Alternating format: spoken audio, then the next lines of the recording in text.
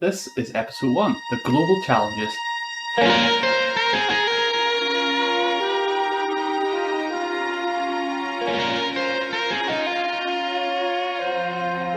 Welcome to the Makai Sentai podcast. This is your host, Dani, also known as Slightly Lying. Joining me for the first episode, maybe a familiar name or face to some of you. It is... Hi, DjinntoTonic, DJ Moore, but most people will know me online as DjinntoTonic from the subreddit, the Discords, the Twitter accounts, the various blogs, and also the wiki that I am involved in helping to run. Nice to meet you. Yeah, it's great to meet you, sir. So tell me a little bit about yourself. Where are you from? Where are you now? And what do you do? Well, I'm currently living in Japan. I've been here for about 10 years. I'm working as a teacher and as a translator for a few different projects, but notably I have been a contracted translator for Disgaea RPG, and some of my work can be found within the game. Oh, that's awesome. Fantastic. You mind telling us any little points in which the game we can find your work? Anything you want to point us in the direction of? There's a bunch of different lines that I've been involved in editing and cleaning up. They don't use all of my work, unfortunately, despite the fact that I've retranslated pretty much every line in the game, but they've only used about maybe 10% of that. Including skill descriptions, names, character bios, dialogue in the story, dialogue in the character episodes. And I also happen to run a blog on my own where I translate some of the future events that Global hasn't gotten to yet. Oh, so you have a little window into the future then. Is that the case? Yes, it's still under construction at the moment, but it'll be easy to access that within a couple weeks, I'm sure. That is awesome. Okay, sir. We will start by, I want to bring up a little minor issue that's been going around in the Disgaea RPG community over these past couple of weeks. I'm going to refer to it lovingly as APGate. Are you familiar with the ongoing drama? I have some idea about what you might be talking about, but why don't you explain for the audience? So, to give the sort of Cliff Notes version of events, as it were, there are a number of differences between the global version and the original JP version of the game. There's many different reasons why there would be differences, but the APGate scandal, as it were, came about because of a very specific difference between...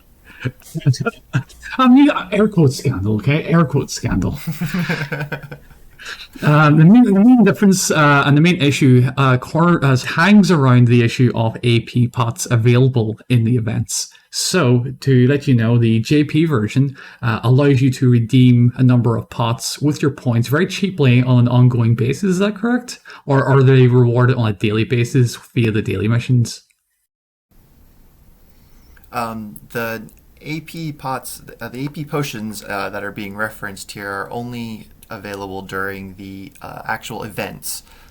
Throughout normal Disgaea events, there's every 2 or 3 weeks there'll be a new event with an extra little story and extra characters and an event shop where you can trade in points you get from playing the event missions. In the Japanese version, one of the things you can trade your event points for are AP potions to allow yourself more stamina, essentially, to play more missions. These were very cheap in the Japanese version and also largely unnecessary. In the JP version, there was a lot of different places where AP potions could be received, and also there was a lot less content coming out, especially in the early days of the events where there was just less going on and it was a much more boring game in JP. So the AP pots, I think, ended up removed from the English version of the game. I'm not quite sure why, as they don't really affect the economy of the game much at all, but they are missing, and they were there in the Japanese version. The current information I have on this is that it has something to do with the fact that in the global version of the game, Boltrand was given a build of the game with a lot more of the quality of life features from later on in the Japanese version of the game, such as skip tickets, which is a big one. Various other small things like the ability to do the dark gates, the EXP gates, hell gates, reincarnation gem gates, 3 times a day instead of only once a day each. Lots of little different quality of life options that were like crucial to making the game even mildly fun, in my opinion. There was a build of that was given to Boltren to use as a starting point for releasing the global version of the game. And this version of the game from ForwardWorks just didn't include the AP potions in the event shop for whatever reason. And every event that's come out in global so far has been missing them. And I'm not sure why, but that's what's in the code, as if those AP potions were never there. Okay, so you're saying that it's for sure not a random sort of decision that Boltren took on themselves to make in this case. It's definitely not something that it's, from what I've heard from the Boltren people I've talked to, it is not a decision that Boltren made, but it's definitely not something they can fix easily since those AP potions just are not in the code on their end. I don't know what's going on with ForwardWorks, the original JP developer, but when the quality of life additions were added to this build that became global, we just don't have those AP potions. Even though the JP version did. And one of the other issues that came up, particularly around one of our recent events, was the differences in the percentage bonuses the event selected characters would give you whenever you're participating in events for point accumulation. And I think they reverted to... There's a difference between our rates on global and the rates on JP, and they reverted back to the JP rate standard. But they had changed the percentage on the global version temporarily. I believe it might have been an error originally, but they sort of went with it. And they reverted it at the start of this event without much advanced notification, really. I think there's only a few days where they told people they would be doing this. Yes, that's correct. Yeah, what happened was that change was not well received, I don't believe. No. Nobody liked that. And one of the things that it highlighted was the lack of AP pots. Although I think the AP pots really are a minor component in the whole overall issue, really. Because what you're saying there, they aren't a massive contributor to your activity, really, in JP.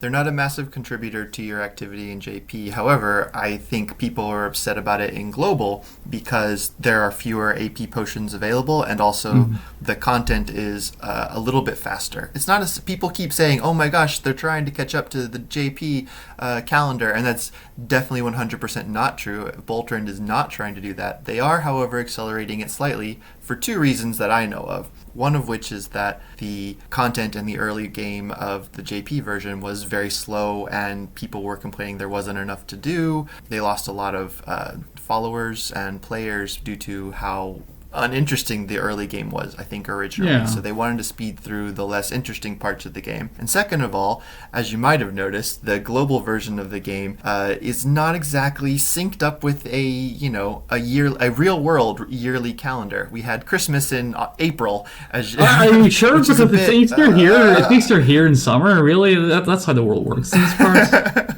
It was a bit quick. That's all I can say. Yeah. It's a bit early.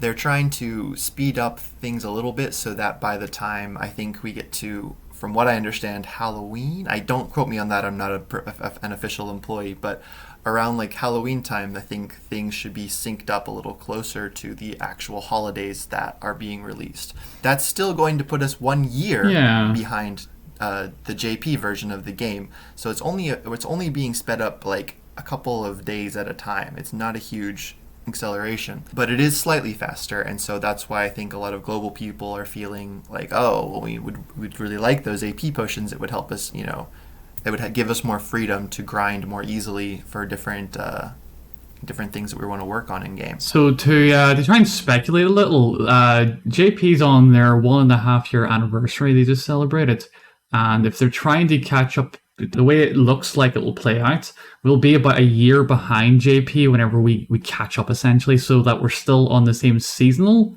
equality, but they will be a year ahead. Does that sound sort of what they're trying to go for by how it looks? That's what I have heard from the murmurings from Bolt Run developers that I know, is that they're trying to sync up the seasonal calendar, but they aren't trying to like speed up a whole year and a half into the future, like in any kind of like short period of time. So it's just going to be a few weeks, a few months of acceleration until we get like onto a normal seasonal calendar, so that we have Christmas and Halloween and Halloween. Because I believe right now in the global community there's discussion about the accelerated pacing right now, and some people criticize the pace, some people quite like the pace. How do you view the current pace? Are you happy with how they're doing it and the sort of timings of the events? Because I don't believe they can skip any of the content. They have to go through the original JP sort of event schedules sequentially. From what I can tell, they're mostly going to be following the JP schedule. Their mission statement from even back when the beta was launching in global, they said they were going to try to bring the Disgaea RPG like Japanese experience to the global community as close as possible. So I don't think they're going to be rearranging event sequences, at least not too much. There might be some, like I know we have like some collabs that might be coming in the future, and those might get shuffled around, or I'm not sure. Like there are some non-seasonal events that might be moved, and there might be some. And I know that at least one occasion already in global they've overlapped an event, and I'm not sure that was a smart move. Well, it kind of makes sense if they prioritize things like collaborations, because there's external licensing. I imagine might be a factor for some of those, so it kind of makes sense that they might shuffle it around just a little bit. But overall, the sequence should remain almost the same from what I've been told. As for how I personally feel about it, I feel like they could. I feel like the slightly accelerated pace is the way to go. The early game is, like I said, a little bit more boring. At least it was in JP. And so them speeding through that to get to some of the better things like the raids and the more event options, like I think those will be more exciting for the global community overall. And then once those are released, they can slow back down to match pace with JP, even if it's a year behind. And I think that'll be more fun for everyone. Yeah, for sure. What I'm not a big fan of is they've just kind of dropped a week of no events on us. That I'm not quite sure what they're doing. Like this is not one of your scheduled topics, but it's something that people are talking about now, and I'm not a big fan of. I feel like if they were going to double up on events at some point, that told me, oh, they're accelerating. But then why double up on events and then have a week of no events instead of just making it more consistent throughout? I'm hoping that they just haven't announced an event for this week yet, and they're just running a little behind there. There's always the possibility that they're attempting to respond to the sort of mixed feedback that they're getting right now for the pacing. It makes sense that they would be reactive to the community, and the community has been sending some mixed signals, particularly about the speed and acceleration of global. So do you think that's possible, that they might be trying to respond to the community and give the community a kind of a breather before diving back into the pace? I think that's a possibility, but I also think it's a mistake. Like, I don't think they should be slowing down for a week at a time just because some people are saying, oh, it's a little bit too fast. I feel like the response from the community is people saying, oh, it's too fast because there's this rumor that's been going around that it seems to be impossible to squash, that Bolt Run is trying to catch up all the way to JP, and that's something that has ruined other gacha games in the past. Like we've seen it with like the Seven Deadly Sins game, we've seen it with Madoka Magica gacha. Like those both got ruined by people just by their Western developers just speeding through the content way too fast trying to catch up to JP. And everyone in Bolt Run I've talked to knows that that's not something they're trying to do. And yet the community sees a mild acceleration and they're like, oh my god, they're trying to catch up, they're going to ruin the game, slow down.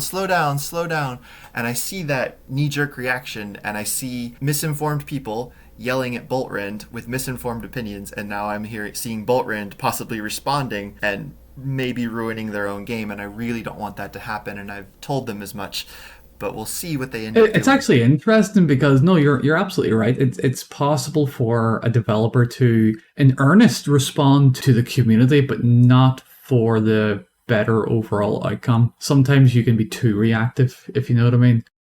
Yes, you can definitely mess up a game's like pacing or economy or like balance very easily if you're not paying attention. And I don't have access to as much analytics as Boltrand does, so maybe this is what they think is the correct option for them, or maybe it's not, or maybe we're just misinformed. I don't know if there actually is going to be a whole dead week of no events. Like, it's possible they'll surprise us with something, or it's only going to be a couple days. Like 2 or 3 days of dead time's not as bad as a whole week.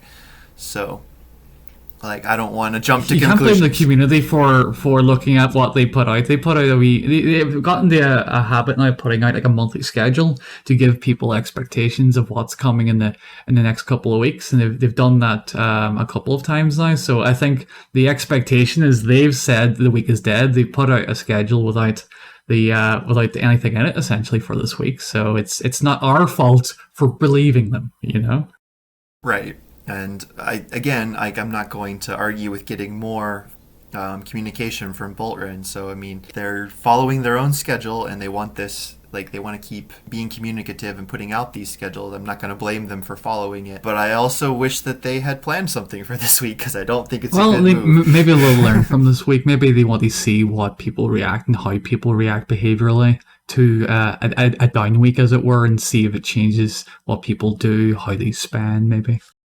Yeah, that's definitely a big part of, I think, all of Boltrand's moves, is that Boltrand is a relatively new gacha translation company. So I think they're still feeling things out, and I'm like 100% positive that Disgaea RPG is the biggest hit they've ever had, despite the fact that they're working on many, many games now. So this is a big, I think, change in volume in terms of like how many players and how much money they're juggling and how to manage a community this large. So it's a learning experience for them, is my opinion on the subject, and I mean that in a good way. Like I know for a fact that they are trying their hardest to put out the best gacha experience that they can for the community. They're just not entirely sure what that is because it's a new market for them, I think, especially one this large. Yeah, for sure. One thing I don't ever support is the us and them mentality. Whenever the community gets its hackles up and starts demonizing like the developers or publishers and says these bad decisions are because of this and that makes them bad, it gets very toxic very quickly. And to be fair, you can understand the internet having that sort of anonymous who gives a shit, just say what you want kind of attitude, and it's not always productive. Yeah, I agree. Alrighty, so we've just had our first reflection week, I believe, part 1 and part 2 on Global. I wanted to ask, I really enjoyed the 10 free pulls a day bonus. That felt great, by the way. I got a few 4 stars. I know I was luckier than most. Did you? I had what was it, 10 days of 10 pulls? I got 1 4-star, and it was Adele. I got Mao and Sicily. It's what it is, but I'm not really complaining about a couple of 4 stars. You know what I mean? I can't complain about that. I just enjoy logging in every morning and getting a free 10 pull. That just felt nice as a treat. Oh, definitely agree. Like, even if I got, nothing but 2 stars, it was still 2 stars I could use to, awaken some of my better units. And my gacha luck in DRPG Global has been pretty good overall, so I can't complain. Oh, speaking of luck, there was 2 major units associated with the Reflection Week banners, I believe, and they changed around the odds slightly per week. It was Almaz and Majorita. That's right. I managed to get both of them, in fact. Oh, you did? Oh, I have a confession. I've spent 14k gems essentially, and I only got Almaz. I didn't get Majorita, despite trying my darnest to get her. So I'm not regretting the spend. It is RNG after all, but I did manage to pick up Asalia. She was in the second week banner, and I was very, very happy because I was trying to get her previously. And as you can imagine, and you've seen the odds yourself, she's not the easiest unit to come across. She's really not, but she's also like one of the best units in the game even now, despite her being I think the first like actual gotcha unit that was released, like as opposed to a premium unit. Mm. So yeah, still really good and still worth getting.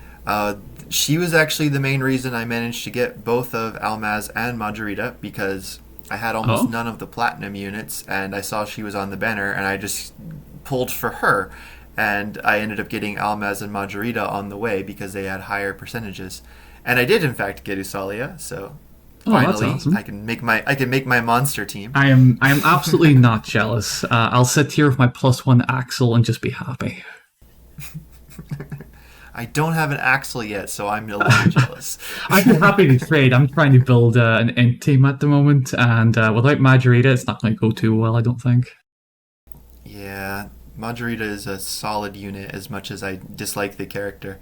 Probably the only Disgaea character in the entire series that I just absolutely Oh, dislike. really? Why is that? What's so particular about her character that displeases you?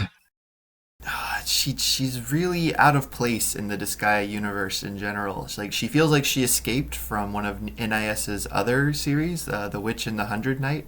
Like she's just this very mean-spirited and like callous and like kind of like dark and grotesque character. Like she, she doesn't just kill people. She doesn't make them poof into nothingness. She turns them into like these body horror zombies, and including like Usalia's parents. And this is just like Disgaea has a lot of demons and like this like idea that evil is something that demons strive for, but none of them are actually like evil. They're just kind of like selfish brats, and that's portrayed as like, oh, that's funny and good. But then the Margarita comes in here and like is genuinely torturing this child and killing her parents and their entire world, and like turning everyone she meets into these body horrors. And it's just really out of place in the same series that had a joke about like a zombie with a horse wiener. You know what I mean? Yeah, to be fair, she's essentially a necromancer. She murders people and then uses their corpses for her own ends. Like it's a pretty dark thing to they play around with in a comedy game. It really is, and it feels absolutely out of place, and it brings the entire tone of Disgaea 5 crashing to a halt. People are talking about like, oh no, Seraphina's gonna have to get married to someone she doesn't like. Red Magnus is really big, and Kilia eats too much, and oh my god, she just killed Usalia's parents. Like it's just very whiplash, and it's not a good look for Disgaea 5. And and Margarita's at the center of all of that, and I feel like the game would be better if she didn't exist. Well, this guy's always tried to straddle a balance between most of the comedy and comedic elements, but there's always been like a slice of seriousness interwoven in between these sort of give the comedic moments a chance to shine. So do you think that she's maybe a bit too deep, a bit too into the deep end of the serious moments, and it sort of doesn't work as much? There's a term I heard called the moral event horizon, and like it's a trope. Like it's that point in a story where a character has gone just a little bit too far for them to still be redeemable and likable. And Margarita, like from her very first appearance, was so far past the moral event horizon of anything Disgaea has ever done before that there was never any saving that game. Like Disgaea 5 was just a slog to get through. Well, I don't think I'll be able to talk you around on the character anytime soon. It sounds like you're more than justified not to like her. I'm sorry. I've spent a lot of time thinking about why Disgaea 5 upsets me, and it all comes down to her, so I've just got a real strong dislike for this particular character, even though in Disgaea RPG, she's mellowed out a bit and just kind of funny. So Disgaea RPG has done a pretty good job, I think, of salvaging most of the flaws of Disgaea 5's characters and making them more funny and relatable. But it's just real hard to get behind this character in any way. So if you like Margarita, power to you, but she does not work for me. Actually, what you said there, I actually think might be a wee interesting point to touch upon. Actually, so you've been able to participate in a lot of the Disgaea games and community side of things over the time. So I want to ask you, because of your your perspective and particular love. You said you actually quite like the story and the lore. I want to ask you, what That's right. characters do you feel that Disgaea RPG, what characters do you think that they've changed from their original takings? Because some people have said, well, this character is not like they are in the mainline games, and they'll treat a mobile gacha game as a write off in terms of story and characterization. So have you noticed any major shifts or changes from the characters from the original settings into Disgaea RPG, or do you think it's been relatively cohesive and keeping in line with the original characterizations for the cast? Well, from my unique perspective as someone who speaks English and Mm-hmm. Japanese and has played all of the Disgaea games in both languages, including Disgaea RPG, I feel like the original script in Japanese, especially for Disgaea RPG, is very dedicated to keeping the characters consistent and coherent with the original Yeah. games, and I feel like they've done a pretty good job of keeping that tone from those games and like keeping characters mostly true to who they are. Like sometimes they will exaggerate a few like character traits here and there. Like Rosalind is a little bit easier to get flustered, or Axel is a little bit goofier, or most importantly, and I think the best change I've seen so far is that Kilia, the main character from Disgaea 5, who is very like self-serious and going through a lot of, let's say, emotional moments that are a little bit distracting from the comedy game that he's supposed to be from. I feel like he has been the most improved and in some ways the most changed from his original characterization. In Disgaea 5, he's the main focus. Everything is kind of about his, like, he's the most powerful character, and they're all the characters are depending on him to win the rebellion for them. And so all the characters spend like 90% of the game just like drooling over Kilia, some of them literally, like talking about how amazing he is, and he's the best rival, and the best prince, and the best cook, and he's just the best everything, and it's just not a very interesting thing to watch. Is that more to do with the character, or more with the devs trying to push that onto the player, secondarily rub off the character traits onto the player so they're praising you as you're playing it? Do you think that worked much? I mean, I think that's one of Disgaea 5's flaws, yes, is that they don't give the character room to fail or be interesting. Yeah, And absolutely. then in one of the cool things about Disgaea RPG is that instead of being surrounded by his cast of like, fangirls, he's paired up with Etna and Flonne, who spend most of the time just making fun of him and like taking the piss out of him, and it is just so much fun to watch someone just not be in love with Kilia, that it made Kilia a lot more entertaining to me. Okay. Like there's this one part where Etna's like, you seem really sad, like do you need some like guidance in life, like do you know what you need to do? If you don't know what to do, just be a Prinny, you can be my Prinny. And Kilia's dude, and it's just it was, I'm not telling the story well, but he's just a lot more goofy and fun, and it's a big change from his very, very serious and dour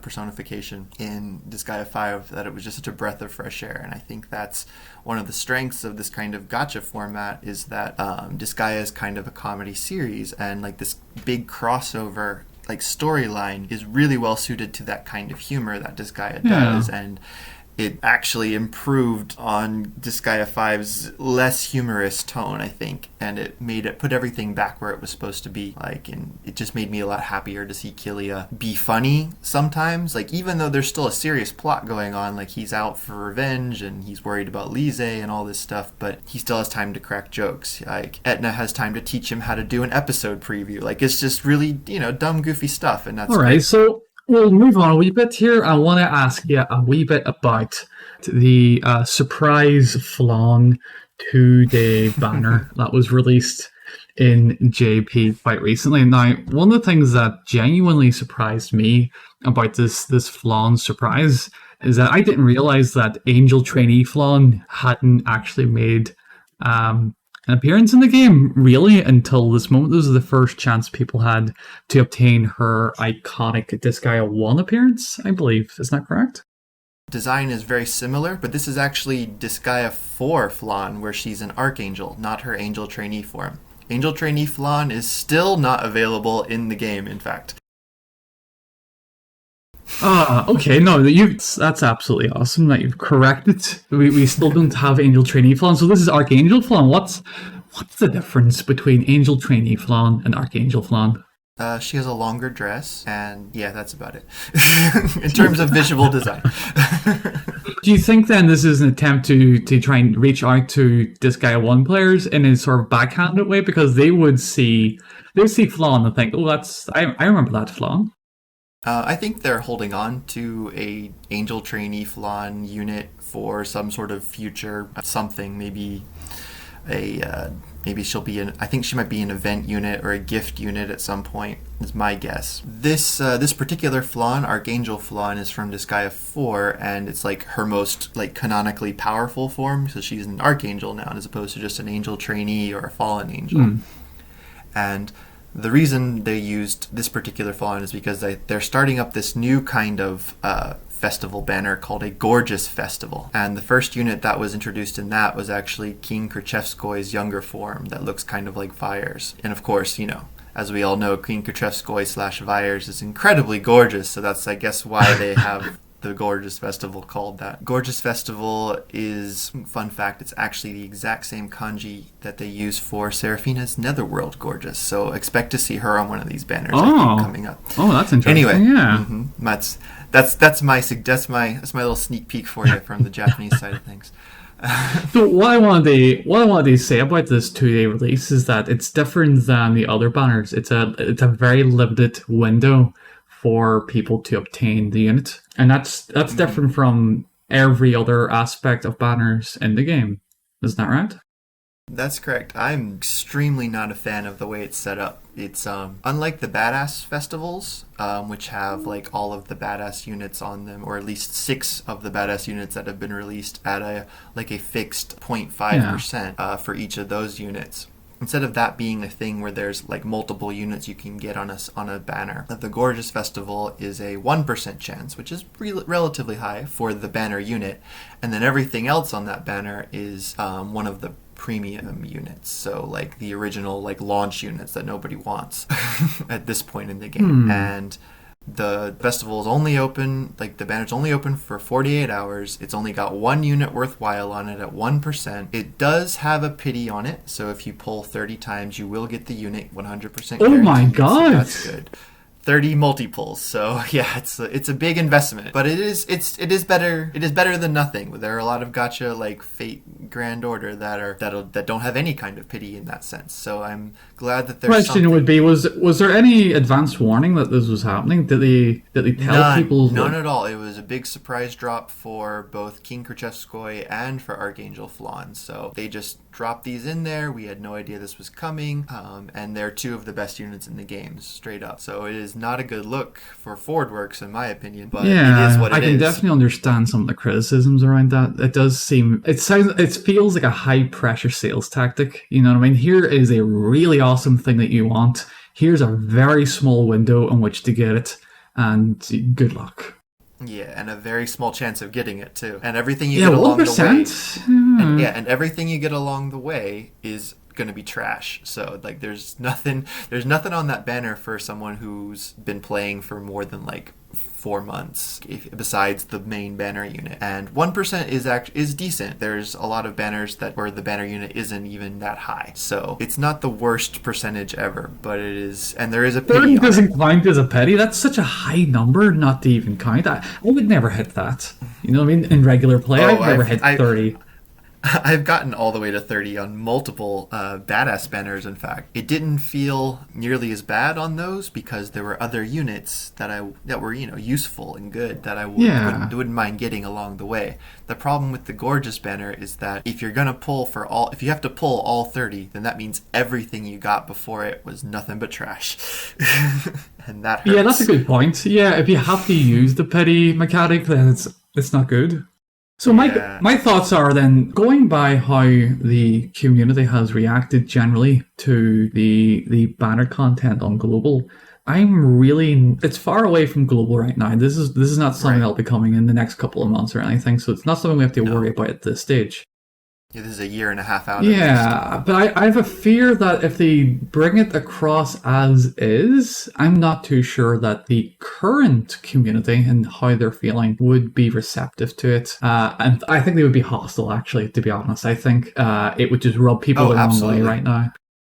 It rubs me the wrong way, and I live in Japan, and I'm surrounded by Japanese gacha players who are used to this kind of stuff, and I don't even think they want it. They don't want it either. No one wants a banner like this, a high pressure sales tactic with a 1% chance and a 30 multi pulls pity. That's not a good look for any gacha company, and I really strongly urge Boltrend to adjust that in some way. Either put him on a banner with other things that are useful, or like increase the percentage, or more, or at least at the very very least, if they need to increase the window for the banner. Like 2 days is not enough for anyone who's free to play, and it feels really scummy trying to force people to pull in that time period, especially since at this point in JP we have yet to see a return on any of these Gorgeous Fest characters, so we don't know if they're ever coming back. I'm pretty sure they will at some point, but we have no idea at this point. So there's a lot of people that are pulling for these Gorgeous Fest units, myself included, who are like, if they don't come back, I don't know, I can't miss these. These are my favorite characters. Yeah. So There's always a chance in future they may it's scummy. there's always a chance in future, however, that they may increase the odds, change the banner up a little bit, and make it a bit more friendly. Do you think that would be possible? Actually, historically, is there a case for them changing up banners to address criticism? I haven't seen any changes from JP to global yet, but if you mean like over time In JP over the time, Japanese version, yeah. Have they ever brought a banner, got some criticism and feedback, and then re-brought the banner back in future point, and then changed it up to address any of those criticisms?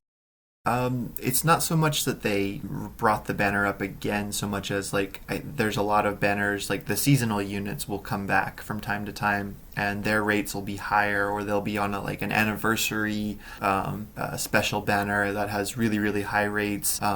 Like just recently in JP, there was like a banner that had every seasonal unit on it that's ever been in the game, and like there's like guaranteed 4 stars, and the only thing you can get on it is one of the seasonal units, none of the trash units. So it's like, oh, okay, this is like they are like things will get easier to get over time in terms of the seasonals, but we haven't seen that really happen for the badass units. Like they've been pretty consistent from the beginning. Like there's been more badass units added, so it gets slightly easier just because that's how numbers work.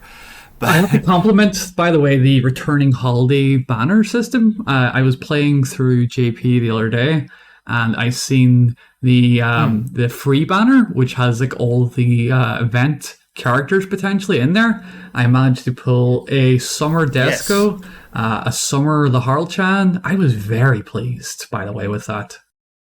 congratulations. Those are two very high, like highly useful units. You should add them to your teams. Absolutely. Whenever I get the chance to actually level them up and do all the good stuff with them, but I wasn't expecting it. I pulled on the banner.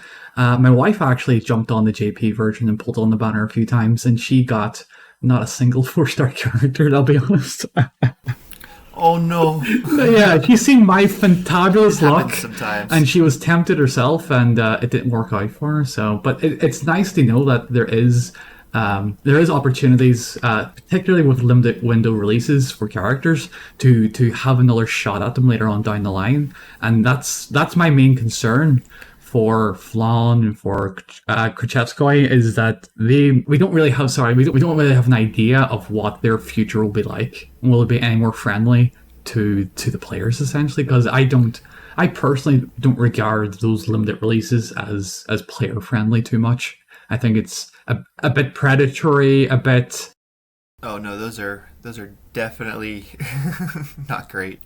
I don't like. I'm hoping in the future. Like I have a strong feeling that we will see those Gorgeous Fest units again at some point. But until we do, the whole Gorgeous Fest system, this 2 day limited, like buy now, kind of banner is very player unfriendly and very like predatory, and I don't like it, and I'm very upset with ForwardWorks. The problem is, and I'm sure you realize it as well, that if they've made a lot of money off these banners, if these banners are gold for the devs in terms of income, in terms of their metrics, that means it's almost inevitable. We've seen a second one now with Flonne, so it kind of suggests that they're happy doing it, maybe? Yeah, that's something that I'm not a big fan of, but I'm hoping that maybe down the line there'll be like similar to how the seasonals have their own like reruns, rerun banners.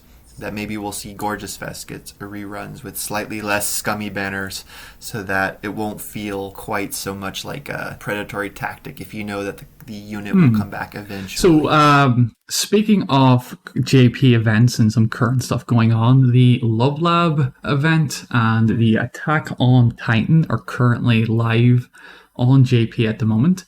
Have you had a chance to play through either events? Yeah, I've completed the Love Lab event. I read through that one. I did a brief summary of it for the blog. I didn't do a full translation of that one. I was just a bit too busy when it was live. I'm actually a big fan of this particular event. I love the idea of them coming up with new characters, especially based on like original Disgaea like generic classes, and giving them like full like fleshed out personalities and like updated designs that look more unique as opposed to just being a regular generic. And like this particular trio of girls that work at the Love Lab, as they call it, they appeared in the main story. They appeared in the main story first, and then they've got like an event to themselves where they finally released those characters as playable units.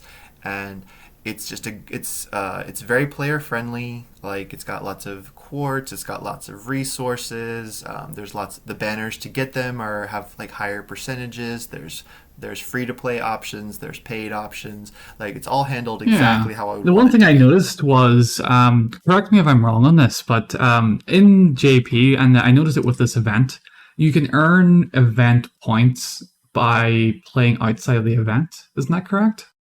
That's correct. That's something that they add down the line. I think at the 1 year anniversary they start doing that. It might be sooner. I don't remember for sure. When they start doing that, it does make grinding for the events a lot easier, since you can get event points like even when you're doing your daily experience. I think that in terms of quality of life, like that, as soon as I realized that was a thing, I was like, that has to come to global tomorrow. You know what I mean? That's such a handy feature. You can do what you want and still participate and still earn and still reward and play. That just feeds into the cycle, and it feels good whenever you're going through the main campaign and you're triggering. We'll talk about this in a wee moment, but you're triggering Prinny raids by going through the main campaign and also earning points for the event at the same time. So that's two events you're participating in whilst not directly engaging in those events. So it's kind of awesome, actually, I thought. Yeah, that's right. When the raid events start showing up in global, you'll get to anytime there's a raid event going on, you'll be able to trigger a raid battle just by going through any kind of normal fight, particularly in the events. So it's a really great place to do grinding, and like the game is just a lot more engaging once raids start coming up, especially in conjunction with the events. Like you said, grinding on a lot of things at once makes the Disgaea experience feel more like the Disgaea experience. I think we're just on the Attack on Titans is like the last thing we have to cover. Yeah. I hate it. I hate it all. Really? I've actually enjoyed the pretty loading screen thing. Is just that's won me over. I don't care about how I think about the rest of the content of the event, but the little Titan Prinny at the loading screen has just made my day, made my month essentially. So I'm good. I've fought the Prinny Titan for raids, and I have the Prinny Titan and loading screens. I'm happy. I don't really engage with Attack on Titan too much. I'm not really a fan of the show, I hate to say. Actually, I'm a big fan of the show. It's a great show. It has no place being anywhere near Disgaea, in my opinion, and that's the issue I have with it. The Prinny itself, like the Prinny Titan, I think that's funny. It's a good visual image. I agree with you. Yeah. I like the Prinny Titan. Yes. The Prinny Titan can stay. The Prinny Titan on its own justifies 100%. This event, but God, I really do not like seeing the Attack on Titan characters themselves, like alongside the Disgaea characters. Like they No, don't match no. visually, they don't match tonally. The characters don't fit together. They don't speak the same way. They don't have the same like priorities. They don't exist in the same kind of world. Their power level scaling is completely off. Nothing about this makes me feel like these two series fit together in any kind of way. The previous collabs with ReZero and Seven Deadly Sins absolutely felt like they were in the same Yeah. like vein, like that same kind of wacky or supernatural kind of feeling as Disgaea did. But Attack on Titan is like, of all the popular anime series running right now, they chose the most dour and unhumorous like anime they could have possibly chosen to collaborate with, and it is the only reason it works is because Prinny Titan You know, is I was hilarious. personally hoping for some kind of Evangelion crossover, but maybe that license is a bit out of reach at the moment, unfortunately. I mean, even if it was, like, I don't want to see that either, if I'm honest. That's another just far too dour and upsetting kind of series to be crossing over with I this, know, like, right? lighthearted little, funny demon antics. Like, it just doesn't, it feels wrong. It doesn't work for me. I'd much prefer it be something that has a similar tone with Disgaea so the characters can feel like they match, like they work together. Well, that makes more sense, but the way I see it, if Attack on Titan can get on board, then something like Evangelion has an equal shot at this point, because if the tonal match didn't work out on there and they didn't care, and people are happy enough with it, then what's stopping them from mixing in more serious shows or anything that doesn't have that tonal match? Oh no, you're absolutely right. You're absolutely right. I'm just very sad about it. Like, if this brings in a ton of money, Evangelion is probably next, and it makes me want to cry. But I don't. I'm not the one that chooses the collabs. If I did, we would be like crossing over with like Konosuba or Soul Eater or something with like a Halloweeny or supernatural or demon kind of theme. Not Unfortunately, when it Evangelion. comes to decisions about these kinds of things, it's people in suits in board meetings and boardrooms and all kinds of out of touch from the actual sort of core fans. Like, fans usually have a better idea of, oh, this would work, these shows would work together, these characters would work together. But at the end of the day, licensing doesn't really care. You know, licensing is a business, and making sure that all goes right and it's profitable is very boring, typically. I mean, I agree, but at the same time, like, I was really happy with Disgaea RPG's first Yeah. two collabs because they both kind of fit the right tone. They were like humorous but supernatural, and like they had like a lot of strong power level characters that sort of they felt like they fit together. It felt like someone who was choosing the collabs was, oh well, I mean, not only do both of these series have demons and magic powers, but they are also kind of funny, and like they're both kind of popular right now. This is a good crossover. Whereas with Attack on Titan, it's like it definitely, like, the 100% the decision to have an Attack on Titan collab came down to someone said Attack on Titan is very popular and Yep. will make a lot of money. Yep. Yeah, and that is not how I want decisions to be made with regards to this game, because I care about this. Well, at series the a same lot. time, you have to look at it like that, because Attack on Titan is the one of the more popular shows and properties going right now. It would bring that sort of extra eyeball and attention and audience to this kind of RPG, which I'm sure is the heart of why they were doing it. And to be fair, we got the Prinny Titan out of it. So, like I said, if nothing else, we have that.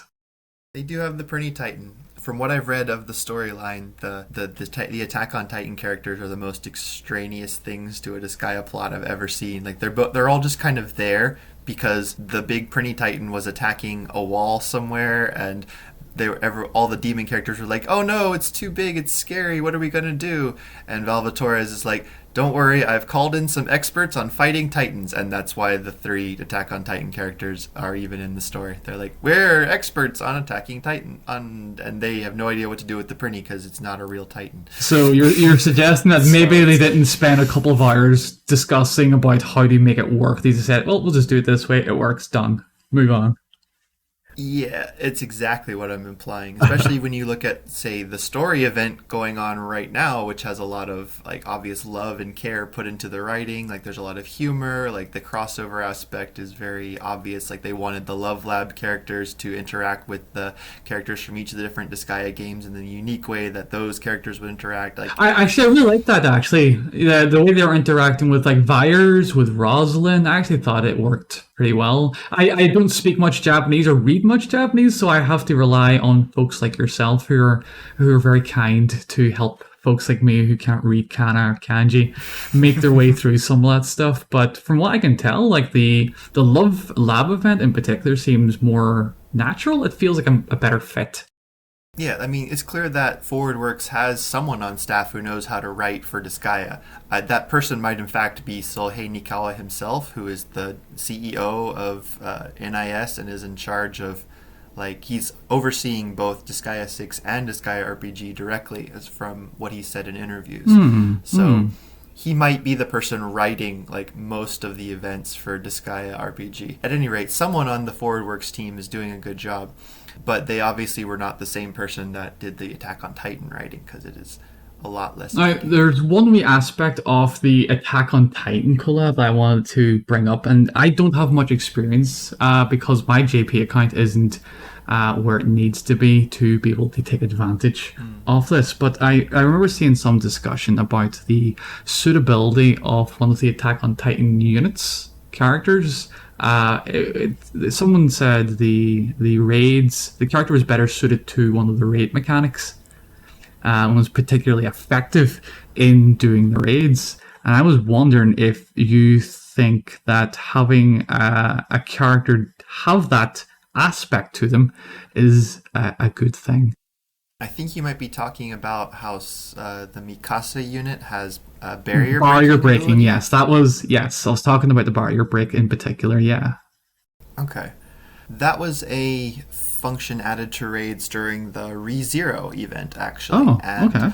I think it was one of the best new mechanics added to raids. Like, it made the battles a lot more strategic. Like, they were able to lower the difficulty of the raid, but it also at the same time made the raid more, like, mentally engaging, like strategically engaging, because it wasn't just a stat check. It became, well, can you take down the barriers at certain, like, HP thresholds, and like, have you brought the right elements along, or did you bring a barrier breaking unit along, or did you stack up for defense? You can survive the burst damage. Like, the raids became a lot more strategic at that point, a little bit more puzzle-like, and that was the moment when I was like, oh fuck, I love this game, it's the best game ever. And so I'm 100% behind the raids getting more mechanics that are raid exclusive, because they're the best part of playing the game, is the raids. So what do you think about a character, a unit that has that ability as being like their specialization? Like, outside of raids, do they have they wouldn't have the same appeal, surely? That's correct. They're a little bit less useful outside of raids, but there's been about 5 characters now that have been introduced with the barrier breaking ability. And while they aren't as useful outside of raids, they're still perfectly serviceable if you want to build them up, and you can make them do damage. But raids are also the best part of the game, so being good at raids still makes you a really good unit. Are you actually saying that you think the raids are the best part of the game in JP at the moment? Yes, like, hands down. Like, the most fun in terms of pure gameplay is the raids are the most fun event. Well, I think that's actually a fantastic note to end on. You've basically just said that you think the best is yet to come when it comes to the global version of the game, and I think that's a very upbeat note. Yeah, the game only gets better from here, guys. Like, I love JP where it's at now, and like, the sooner we get raids, the more fun I think it'll be for everyone. You've been listening to the Makai Sentai podcast. Please tune in next time where we sit down with Nyx and Hazing to have a little chat. Thank you for making it through the episode. Please like and subscribe, and follow us in future for more episodes.